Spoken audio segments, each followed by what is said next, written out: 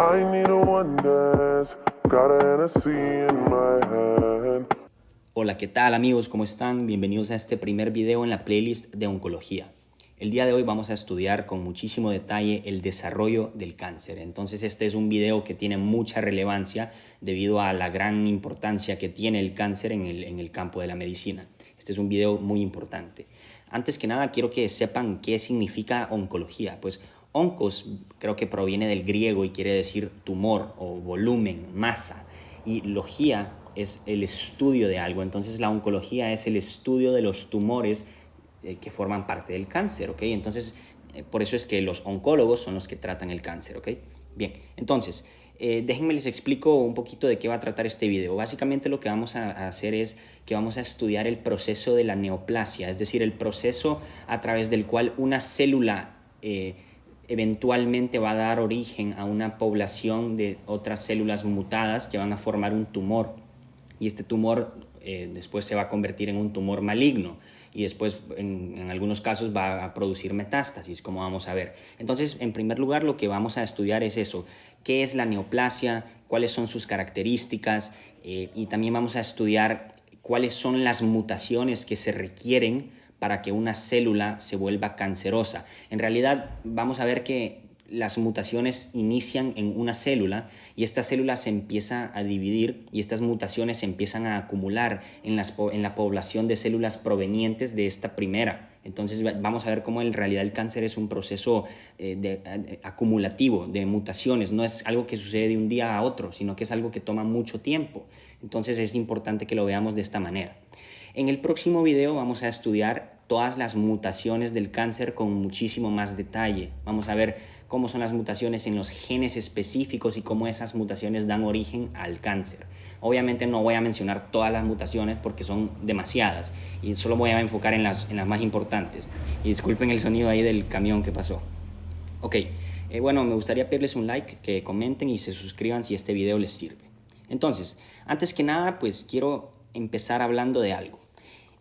En la vida existen dos formas de vida en la naturaleza. Existen los organismos unicelulares, por ejemplo, las bacterias, o sea, todos los organismos procariotas son unicelulares. Y después tenemos a los organismos pluricelulares, que como su nombre lo indica, tienen muchas células. O también se les puede decir multicelulares, por ejemplo, los humanos.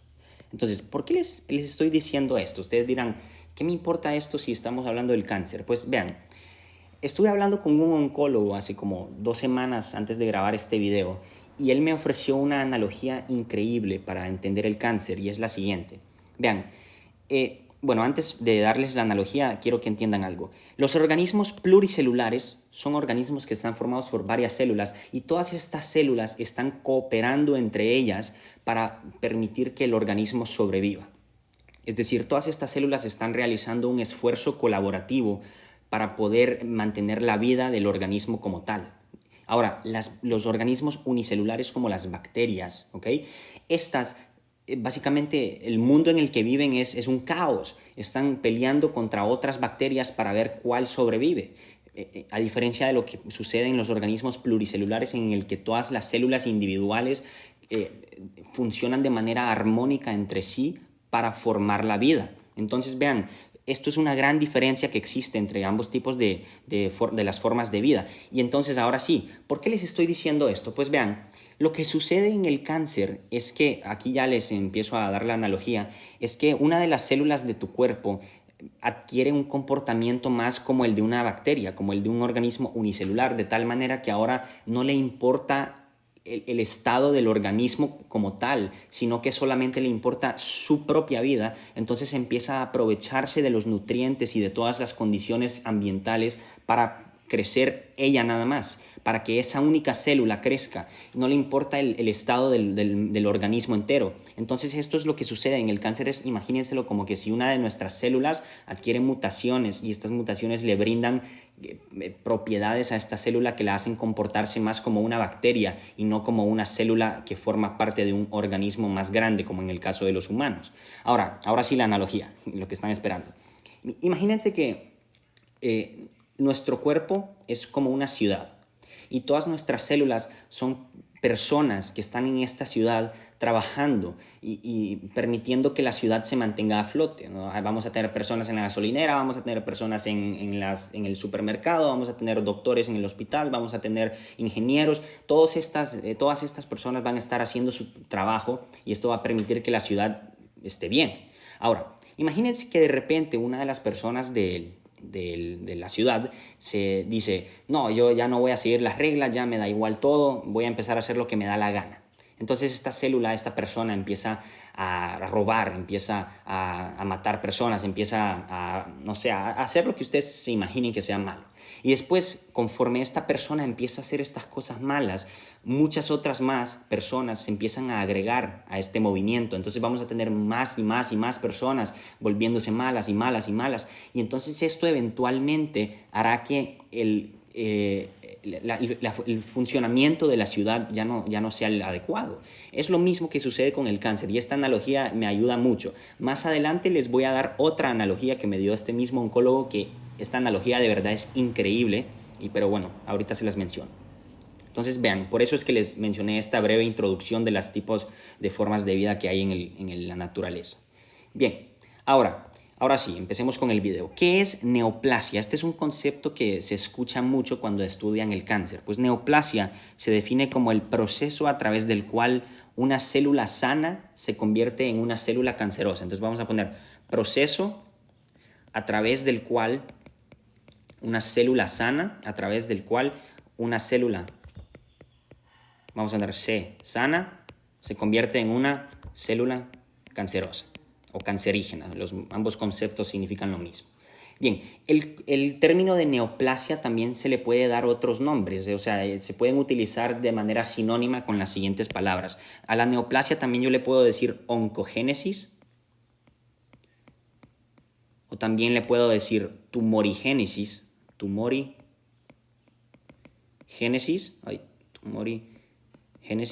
y otra palabra que también es importante que la conozcan es carcinogénesis. Vean, tumorigénesis simplemente hace referencia a todo lo que está relacionado con un tumor y génesis es la creación de algo, entonces la creación de tumores. Oncogénesis, oncos, pues nuevamente esto es relacionado a los tumores, la génesis, la formación de tumores que eventualmente van a formar el cáncer. Carcinogénesis, esto es referente al cáncer. Carcinogénesis, la creación del cáncer. Y neoplasia, ¿esto qué quiere decir? Neo proviene creo que del latín o del griego y quiere decir nuevo. Plasia quiere decir crecimiento. Entonces es un crecimiento nuevo, es un crecimiento nuevo de células. ¿Y qué es esto? Es un tumor. Así de sencillo. Bien, entonces, este es el proceso a través del cual una célula sana se convierte en una célula cancerosa. Y este es un proceso, como les he mencionado al inicio del video, es un proceso que toma mucho tiempo. No es algo que ocurre de un día al siguiente. Es algo que es gradual. Entonces, ahora sí les quiero introducir otro concepto. Es el concepto de mutación. ¿Qué es una mutación? Pues una mutación se define como un cambio, se podría decir, permanente del ADN en una célula, y este cambio del ADN puede ser heredado a las células hijas. ¿Ok? Entonces vamos a apuntar, es cambio permanente en el ADN que puede ser heredado a las células hijas. Entonces tienen que entender ustedes que las mutaciones son heredables, es decir, pueden ser pasadas desde una célula a la siguiente. Y ahorita les voy a recomendar una cosa. Les recomiendo ahorita que vayan a ver el video que yo hice acerca del ciclo celular. Porque muchos de los conceptos que voy a estar utilizando ahorita los menciono con más detalle en ese video, entonces voy a suponer que aquí ya, por ejemplo, ya tienen conocimiento sobre cómo funciona el ciclo celular, qué es la mitosis, qué son las ciclinas, todo eso. Entonces, si no han visto ese video, de verdad les invito a que lo vean. Entonces, si recuerdan, en ese video mencioné que una mutación, mencioné que las células cancerosas tenían la capacidad de transmitir estas mutaciones a las células hijas. ¿Ok? Entonces, vean, en este caso, si la mutación no fuera, si el daño en el ADN no pudiera ser transmitido hacia las células hijas, pues esto sería malo para el cáncer, porque el cáncer significa que no podría avanzar, ya que las mutaciones se quedarían en una célula y no podrían regarse a la población. En cambio, las mutaciones sí pueden ser transmitidas y por lo tanto esta es la definición de una mutación. Y ya vamos a ver más abajo cuáles son estas mutaciones. Bien, bueno, ahorita lo vamos a ver más bien.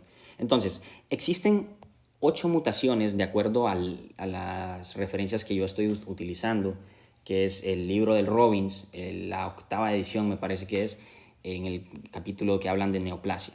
Les recomiendo que lo lean, es muy bueno. Y pues en este libro te menciona 8 mutaciones, que son las 8 mutaciones que tienen que estar presentes en una célula para que esta célula sea considerada cancerosa. Y pues estas 8 mutaciones reciben el nombre de criterios distintivos del cáncer. Okay, vamos a apuntarlo aquí. Estos son los llamados criterios distintivos del cáncer. Muy bien. Y ahora otro concepto que es importantísimo que lo entiendan es el de carcinógeno, o también se le puede decir mutágeno. ¿Qué es un carcinógeno? Es cualquier agente que tenga la capacidad de producir daños en el ADN y que estos daños en el ADN eventualmente lleven al cáncer. Entonces vamos a apuntar aquí su definición. Es el agente capaz de producir daños en el ADN que pueden llevar al cáncer, de producir daños en ADN que pueden eventualmente dar origen al cáncer, que pueden llevar al cáncer. Entonces, estos carcinógenos, pues como vamos a ver ahorita, pueden ser sustancias químicas, pueden ser tipos de radiación, como por ejemplo los rayos X, rayos gamma, puede ser radiación ultravioleta, ¿ok? Puede ser todo este tipo de cosas. Pero tienen que entender que un concepto muy importante a la hora de hablar de un carcinógeno es que no todos los carcinógenos como tal van a producir daños que van a traducirse en mutaciones.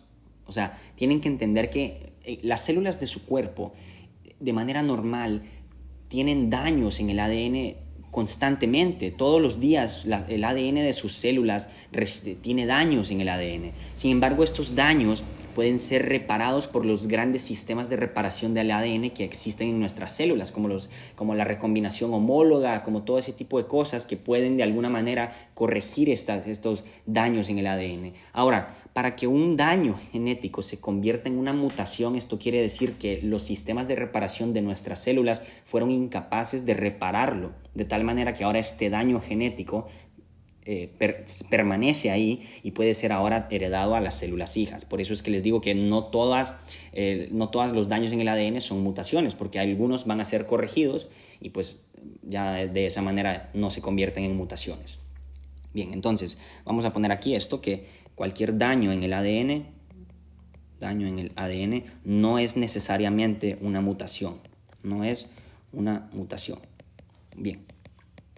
Ahora, una cosa importante es que aquí participa una proteína importantísima que la mencioné en el video del ciclo celular, que es la proteína P53, que esta se le considera el guardián del genoma. Ya les voy a explicar ahorita por qué. Pues vean, cuando existe un daño en el material genético, a través de varios mecanismos intracelulares se va a inducir la expresión de esta proteína que es la P53. Esta proteína tiene un objetivo final y es permitir la reparación de este ADN. Entonces, ¿qué es lo que va a hacer? Pues esta proteína va a inducir la expresión de los genes encargados de la reparación genética y esto va a permitir que se codifiquen todas las proteínas que van a permitir la reparación genética. Ahora, en caso que esto no funcione, es decir, en caso que la P53 no sea capaz de reparar el ADN, imagínense que esta se cansa y dice, no, ya ni modo, ya me harto, voy a matar a esta célula, voy a inducir apoptosis. Entonces cuando la P53 ya se ha cansado y ya se da cuenta que estos daños en el ADN no van a poder ser reparados, dice, no, ni modo, adiós, nos vamos. Entonces hace que la célula entre en apoptosis y pues eliminamos esta célula con todo y su material genético para que no lo pueda transferir hacia las células hijas. Vean cómo nuestro cuerpo está protegido contra el cáncer de cierta manera, porque evita que se formen estas mutaciones y que pasen hacia la descendencia. Bien, entonces, Ahora vamos a mencionar aquí cuáles son algunos de estos carcinógenos, como lo pueden ser, como les dije, sustancias químicas, tales como, no sé, el tabaco. El tabaco es un carcinógeno muy importante que tienen que tener en mente. Los insecticidas también pueden serlo, ¿ok? Y pues miles de otros ejemplos, los pueden ir a buscar ahí en la página de cancer.genome y pues ahí lo van a encontrar. Después tenemos radiación ionizante. Este es importante. La radiación ionizante básicamente son todos aquellos tipos de radiación que tienen la capacidad de ionizar algún componente de la naturaleza, como por ejemplo tenemos los rayos X, los rayos gamma, las partículas beta, las partículas alfa, ¿okay? Todo esto al interactuar con los átomos de una molécula puede inducir la formación pueden inducir la pérdida o la ganancia de electrones y de esta manera permitir que se ionice el compuesto, ¿okay? Y después tenemos otro tipo de carcinógenos que es conocido como la radiación ultravioleta o la luz ultravioleta, que es la que es emitida por el famoso sol que tenemos ahí arriba todos los días, y pues esto también puede contribuir al cáncer. Bien, por eso les dicen que se pongan bloqueador cuando van a la playa o algo, para que se reduzca la cantidad de radiación ultravioleta que interactúa con ustedes.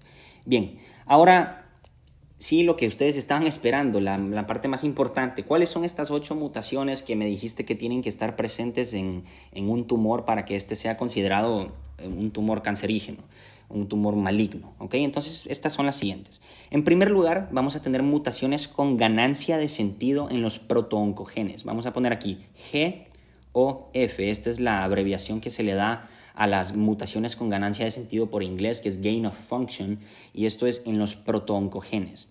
Si recuerdan, en mi video del ciclo celular les dije que los protooncogenes son todos aquellos genes que al expresarse producen proteínas que van a favorecer el crecimiento celular. Entonces sería lógico deducir que cuando hablamos del cáncer vamos a tener una mutación con ganancia de sentido en los protooncogenes. ¿Qué es una mutación con ganancia de sentido? Se deben estar preguntando. Son todas aquellas mutaciones que de alguna manera permiten que los productos de ese gen funcionen de manera adicional, o sea, funcionen más que lo que funcionarían en su estado normal. Entonces, si tenemos una ganancia de función en las proteínas que vienen de los protooncogenes, como por ejemplo los factores de crecimiento, las proteínas RAS, las proteínas PI3K, el factor de transcripción MYC, todos esos, si tenemos una mutación con ganancia de sentido aquí, vamos a hacer que el efecto de estas proteínas se vea potenciado y por lo tanto haya un incremento en la rapidez del crecimiento y la rapidez de la división celular. Y por eso es que la ganancia de función en los protooncogenes es la primera mutación o una de las primeras mutaciones que se requiere para empezar a formar el cáncer. Todavía no podemos decir que es cáncer. ¿Okay? Ahorita ya vamos a ver la diferencia entre los conceptos de tumor benigno, tumor maligno, todo esto. Bien, concepto importante que tienen que tener en mente es que cuando los protooncogenes se ven mutados, se pasan a llamar oncogenes. Por eso es que también podemos decir oncogénesis para referirnos al cáncer. Bien, la siguiente mutación que es importante es lo que se conoce como una pérdida de función en los genes supresores tumorales. Entonces vamos a poner L o F por inglés, loss of function en los genes supresores tumorales. ¿Qué son los genes supresores tumorales? Son todos aquellos genes cuyos productos van a detener el ciclo celular, como por ejemplo los que codifican para la proteína del retinoblastoma, para P53, miles de ejemplos, pero les di los dos más importantes. Y pues que lógicamente si tenemos una mutación con pérdida de función en estos genes, pues esto significa que vamos a producir, las proteínas que van a originarse de estos genes van a funcionar menos, a diferencia de lo que sucede en las ganancias de función, que funcionan más. Entonces, pues lógicamente, si las proteínas que están encargadas de detener el ciclo celular funcionan menos de lo normal, pues vamos a tener un crecimiento. Entonces, vean cómo aquí estamos inclinándonos al lado de la balanza del crecimiento, porque estamos incrementando la función de las proteínas que favorecen el crecimiento y estamos reduciendo el freno, básicamente, de las células para crecer. Y ahorita les voy a dar la analogía que les prometí, que les va a permitir comprender estas mutaciones más fácilmente. Bien, ahora, la siguiente mutación es otra pérdida de función, pero ahora es en los genes que están encargados de la reparación del ADN. Entonces vamos a poner loss of function en los sistemas de reparación del ADN. Como les mencioné al principio del video, recuerden que cuando hay daños en el ADN, nuestra célula tiene la capacidad de repararlos.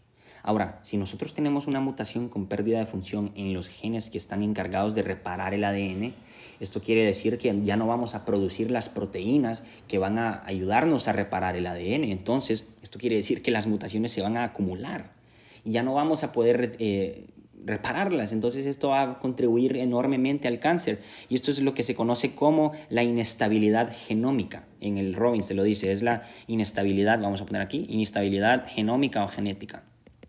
Inestabilidad genómica, que es básicamente, pues como su nombre lo indica, es cuando el genoma se vuelve inestable porque no se puede reparar. Así de sencillo. Siguiente mutación, número 4. Es una resistencia a la apoptosis. Vamos a poner aquí, resistencia a la apoptosis. Aquí nuevamente vamos a mencionar algo que les dije al principio del video. Recuerden, cuando P53 se cansa y dice, no, esto ya es irreparable, esto ya no se va a poder reparar, vamos a inducir la apoptosis de la célula. Pero ahora, miren, esta célula es tan mala que ahora tiene la capacidad de resistir este proceso apoptótico. Entonces, a pesar de que P53 induzca la apoptosis a través de la vía intrínseca, si quieren más detalle de esto pueden ir a verlo en mi video de apoptosis que voy a subir dentro de unos días. Y pues en este caso, al no haber apoptosis, pues la célula no muere. Y entonces al no morir, las mutaciones se quedan ahí y se pasan a las demás células. Entonces vean cómo estas 4 mutaciones que les he mencionado ahorita son tan importantes para la neoplasia, porque todas estas favorecen el crecimiento celular y básicamente evitan que las mutaciones sean eliminadas. Bien, quinta mutación, esta es muy importante, es lo que se conoce como el potencial replicativo ilimitado. Potencial replicativo ilimitado. Vean, las células de manera normal, si ustedes las ponen, por ejemplo, en un medio en el cual pueden crecer, en una placa Petri, por ejemplo, y las dejan crecer, les ponen factores de crecimiento, les ponen nutrientes, les ponen glucosa, les ponen todo para que estas células crezcan. Va a llegar un momento en que, a pesar de que nosotros sigamos poniendo todas estas sustancias mitógenas, se les dice, porque pueden inducir el crecimiento y la diferenciación celular, a pesar de que sigamos poniendo estas sustancias, las células van a dejar de dividirse. Y esto es lo que se conoce como el potencial replicativo limitado en las células normales, y esto recibe un nombre que es el límite de Hayflick. El límite de Hayflick, por si quieren tener ahí ese concepto. El límite de Hayflick hace referencia a que las células, después de cierta cantidad de divisiones, van a dejar de replicarse, aunque las induzcas a replicarse, ¿ok? ¿Y esto a qué se debe? Pues vean, en los cromosomas, vamos a dibujar aquí un cromosoma, tienen que entender que está aquí en el centro, está el centrómero, y después aquí en la parte más distal tenemos unas regiones que se llaman los telómeros, que se las estoy pintando aquí en azul. Y los telómeros, básicamente, cada vez que una célula se divide, se van acortando. Entonces, vean, imagínense, se divide, se acorta un poco, se acorta un poco, se divide, se vuelve a cortar, se vuelve a cortar, se sigue dividiendo, se acorta. Va a llegar un punto en el que se van a haber eliminado los telómeros, de tal manera que ahora va a quedar expuesta la información genética de este cromosoma. Entonces, en este momento la célula dice, hey, ya no me puedo dividir, porque si me sigo dividiendo voy a empezar a comerme el material genético que sí me importa, que es básicamente lo que está aquí. Entonces, por eso es que aquí detiene el crecimiento para conservar el cromosoma y evitar que estos pues se dañen. Ahora, ¿qué es lo que pasa en el cáncer? Pues las células son tan malas que tienen la capacidad de evadir esto. ¿Cómo lo hacen? Pues estas células empiezan a codificar una enzima muy importante que se llama telomerasa, vamos a poner aquí su nombre. Y esta telomerasa pues lo que hace es que agrega telómeros nuevos a cada rato. Entonces, aunque la célula se esté dividiendo y una parte del telómero se esté gastando, pues esta enzima, la telomerasa, va a seguir agregando más y más y más telómeros, de tal manera que nunca va a poder llegar a este límite de Hayflick que les he mencionado. Entonces, por eso se dice que es un potencial replicativo ilimitado, se replica sin frenos, básicamente. Sexta mutación, mis amigos, ¿cuál es? Angiogénesis sostenida. Vamos a poner aquí angiogénesis. Básicamente, ¿qué es angiogénesis? Es la formación de nuevos vasos sanguíneos. Ahora, los tumores tienen la capacidad de inducir la formación de vasos sanguíneos que estén dirigidos hacia ellos nada más. Y estos vasos sanguíneos van a llevarle los nutrientes a los tumores. Los tumores son células con actividad metabólica elevadísima. Entonces estos van a requerir un aporte sanguíneo adecuado para que las células puedan, pues básicamente mantener esa demanda metabólica que tienen. Ahora, tienen que entender algo, pues esto es malo porque si estamos dándole todos los vasos sanguíneos al tumor, vamos a dejar a nuestras células, las que sí nos importan, sin nutrientes, porque todas las células del tumor van a empezar a absorber todos los nutrientes. Y es por eso que en el cáncer se observa lo que se conoce como caquexia, que es cuando, si ustedes buscan una imagen en Google, lamentablemente los pacientes con cáncer tienen esto que es caquexia, que se ven flaquitos, y esto es pues debido a esta angiogénesis. Bueno, no solo a esto, pero también a muchas otras cosas que hacen que las células de su cuerpo se queden sin nutrientes y por lo tanto pues se ven de esa manera. Bien, siguiente mutación es la evasión del sistema inmune.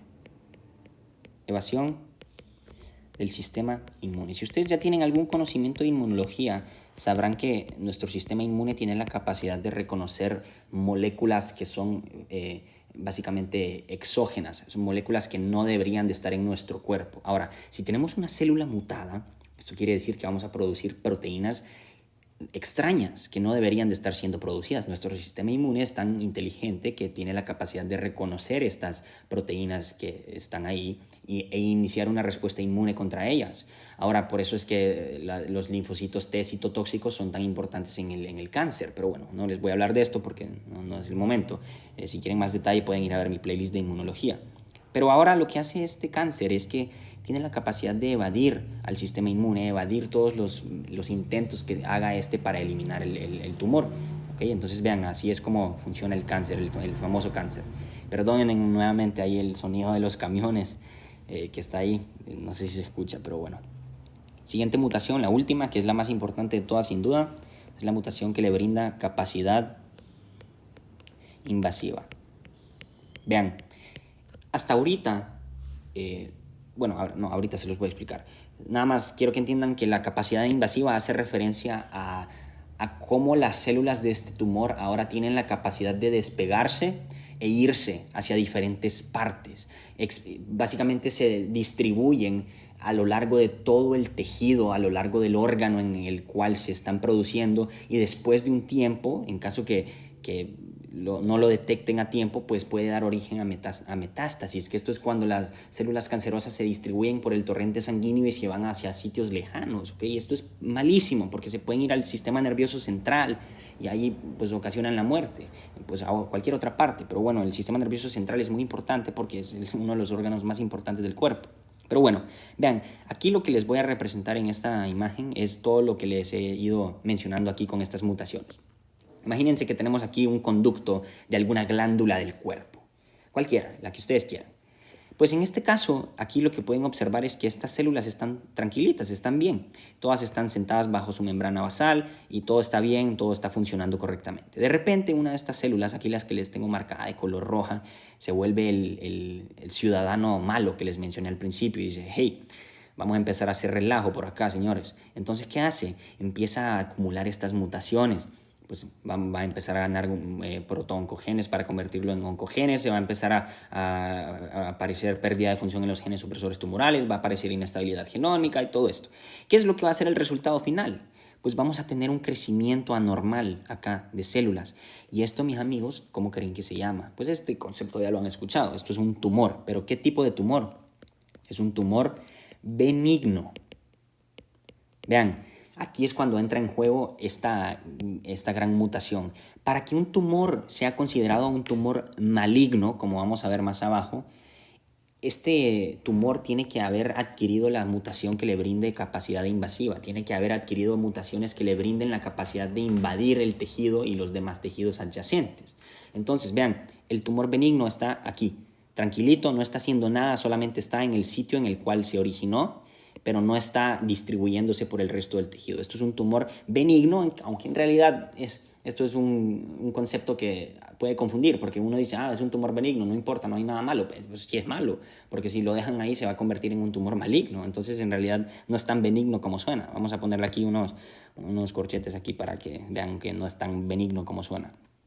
Otra manera con la cual se pueden referir a un tumor benigno es como cáncer in situ. In situ quiere decir en el mismo sitio, o sea, en el lugar en el cual se originó. Entonces, por eso es un cáncer in situ. En este caso, si estamos considerando pues, un conducto de una glándula, esto sería un adenocarcinoma, ¿okay? Un carcinoma in situ.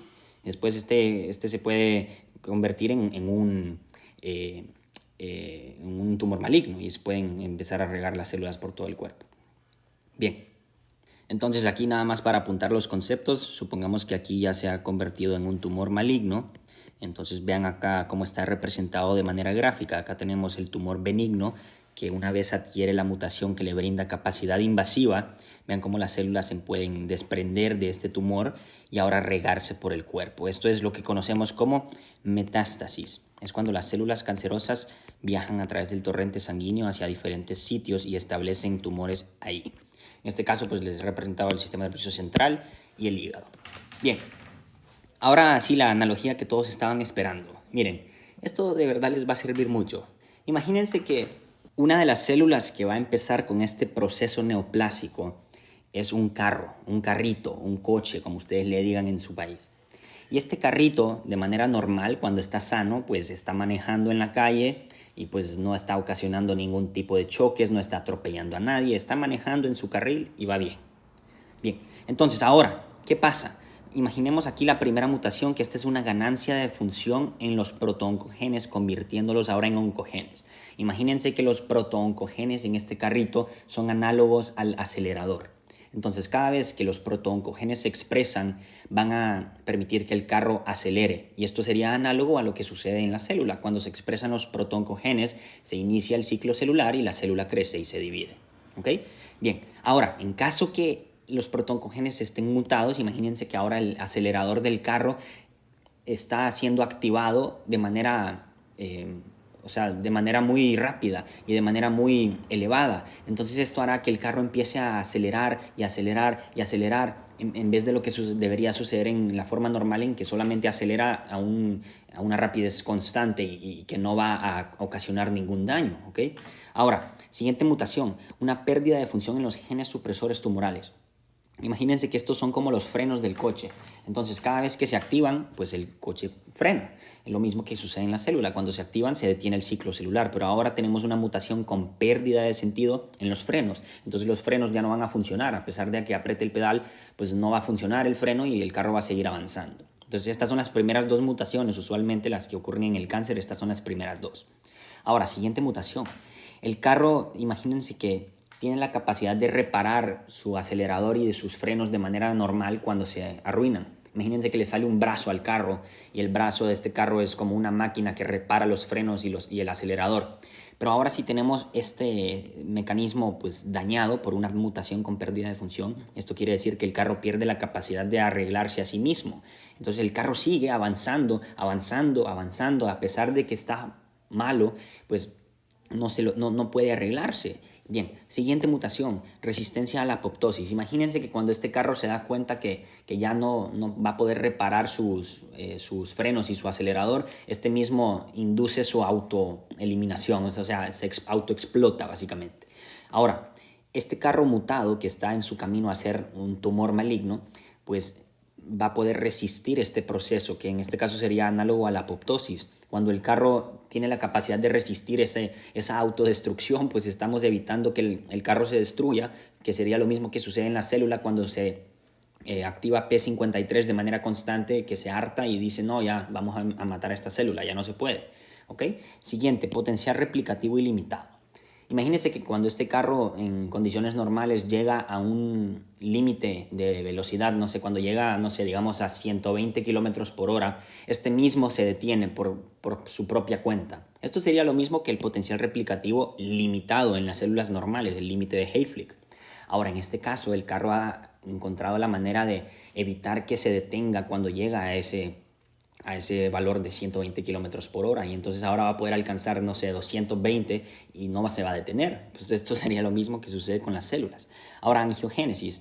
Esta analogía me dijo el oncólogo que imagine como que si vienen todas las calles de la carretera, se van hacia el carro nada más.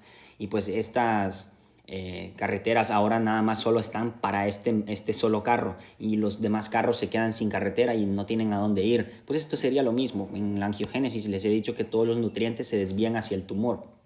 ¿Okay? Y siguiente, evasión del sistema inmune. Imagínense que los policías que van a ir a detener a este carro que está acelerando, pues de manera normal los policías te detienen, te multan y ya. Pero en este caso, este carro es tan malo que tiene la capacidad de escaparse del sistema inmune, de escaparse de los policías y pues seguir acelerando. Y ya la última mutación, que es lo que le permite que se convierta en un tumor maligno, es decir, en un carro maligno, pues es la capacidad invasiva. Imagínense que ahora este coche, además de estar en la calle, ahora se puede salir y puede irse a la ciudad y puede ir a atropellar a las demás personas. Esto sería lo mismo que es análogo al tumor maligno, porque se está regando por el tejido y por las demás partes del cuerpo cuando llega a ser una metástasis. Entonces espero que les haya servido esta analogía, es muy buena la verdad. Bien, y ahora lo último que les voy a mencionar son los estadios del cáncer. Pues muchas veces ustedes han escuchado, sí, tiene un cáncer en estadio 1, estadio 2. O sea, ¿qué quiere decir esto? Pues es muy sencillo, la verdad. Y para esto vamos a requerir los conocimientos que ya hemos ido adquiriendo a lo largo de este video. El estadio 0 es lo mismo que el cáncer in situ. ¿Okay? Es cuando el cáncer está en el sitio en el cual apareció, es decir, es cuando es un tumor benigno, es un cáncer in situ. Después, en el estadio 1 es aquí cuando ya es considerado cáncer debido a que es un tumor maligno. Entonces, ¿qué es lo que va a pasar acá? Pues en este caso es maligno, pero todavía no alcanza los tejidos adyacentes. Vamos a poner aquí, es maligno, pero todavía no alcanza los tejidos adyacentes. No alcanza tejidos adyacentes. Vamos a poner tejidos adyacentes. Estadio 2 y 3 en realidad son muy parecidos. En este caso, el cáncer alcanza los tejidos adyacentes y también los ganglios linfáticos. Ahora, dependiendo de qué tanto se haya regado por los tejidos adyacentes, es si le vamos a decir si es estadio 2 o estadio 3. Pero debido a que son muy parecidos, simplemente vamos a poner aquí que es cuando alcanza tejidos adyacentes y también cuando alcanza los ganglios linfáticos. Tejidos adyacentes y ganglios linfáticos. Ahí va otra vez el camión, ni modo, perdón.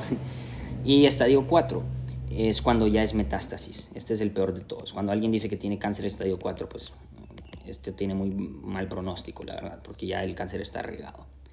Bien, entonces, mis amigos, esto concluye con el video. Espero que les haya servido. Es un tema muy, muy, muy interesante y a la vez muy relevante, que es importante que lo dominen.